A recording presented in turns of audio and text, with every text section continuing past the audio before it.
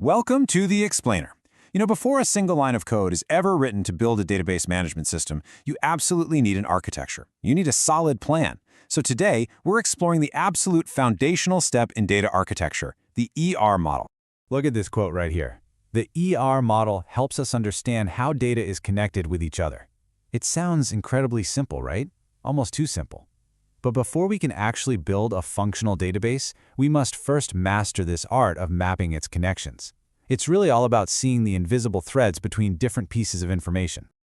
Okay, let's dive into this. Here is our roadmap for today's Explainer.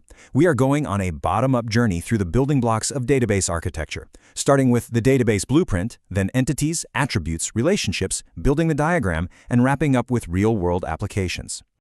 All right, Section 1, the database blueprint. Think of building a database kind of like building a massive skyscraper. You wouldn't just start pouring concrete without an architectural plan, would you? Well, that architectural plan is exactly what the ER model provides.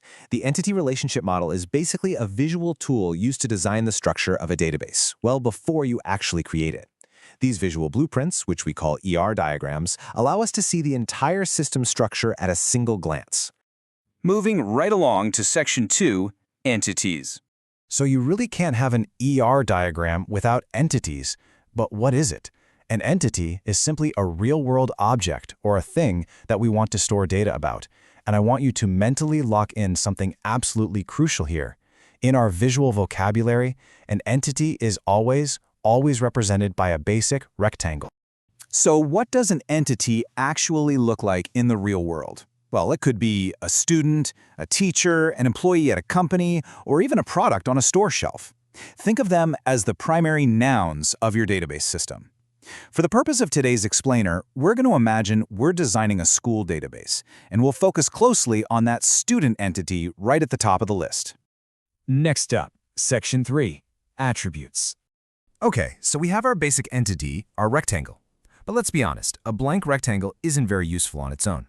We need defining details, and those are called attributes. An attribute is simply a property or characteristic of an entity. So for our student, attributes are specific details like their student ID, name, age, and class.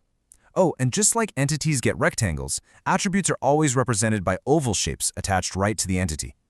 Now, what's really interesting about this is that attributes actually come in different flavors depending on the data. We have simple attributes that can't be divided any further, like age. We have composite attributes that can be broken down, kind of like a full name splitting into a first and last name. Multi-valued attributes hold multiple values at once, like if a student has several phone numbers. But honestly, the cleverest design is the derived attribute. It's calculated from another attribute. So instead of manually updating a student's age every single year, you just derive it automatically from their date of birth. Pretty cool, right? All right, Section 4, Relationships.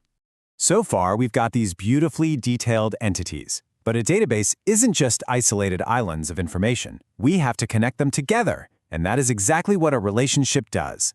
For example, let's say a student enrolls in a course. Student and course are our two entities, and the act of enrolling, that's the relationship bridging them. To complete our visual vocabulary here, we anchor the concept of a relationship to the diamond shape. However, not all connections exist on the exact same scale. Just consider this comparison. On one side, we have the strict limits of a one-to-one relationship. Think of a student and their specific ID card. One student has exactly one ID card, nothing more. But on the flip side, we contrast that with the wide-open possibilities of a many-to-many relationship. Many students can enroll in many different courses. It's a completely different dynamic. So just to briefly summarize this, there are three main relationship scales you need to know to really grasp the full spectrum of entity connections. You've got one-to-one, you have one-to-many, like, say, one single teacher who teaches many students, and you have many-to-many, where many students enroll in many courses. Moving on to Section 5, Building the Diagram. This is the crucial part, putting all these scattered shapes and concepts into one cohesive blueprint. Let's just walk through the assembly step by step. Step 1, place entities. We draw our rectangles for student and course. Step 2, attach attributes. We pop in our ovals for ID, name, and age. Step 3, draw the relationship. We place our diamond labeled enrolls right in the middle and draw lines to connect the whole shebang. Rectangles, ovals, and diamonds all coming together to form our complete structural blueprint. And finally, Section 6, Real-World Applications. So why does this technical blueprinting process actually matter out in the real world? Well, the core benefits are absolutely massive. Doing this thorough visual planning drastically reduces costly errors later on. I mean, think about it. It is way easier to fix a broken relationship on a drawing than it is to fix a live database full of corrupted data. It really just helps developers understand those complex relationships perfectly clearly before writing a single line of code. And this brilliantly illustrates the sheer scale of the ER model.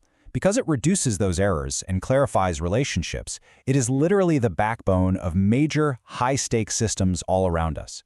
We are talking about school management systems, incredibly complex banking systems where tracking money relationships is absolutely critical, life-saving hospital databases, and massive e-commerce websites.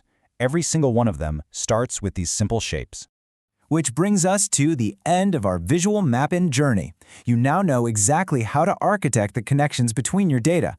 But once you've mapped out all those thousands of students and courses, how do you uniquely identify every single specific record within that massive database?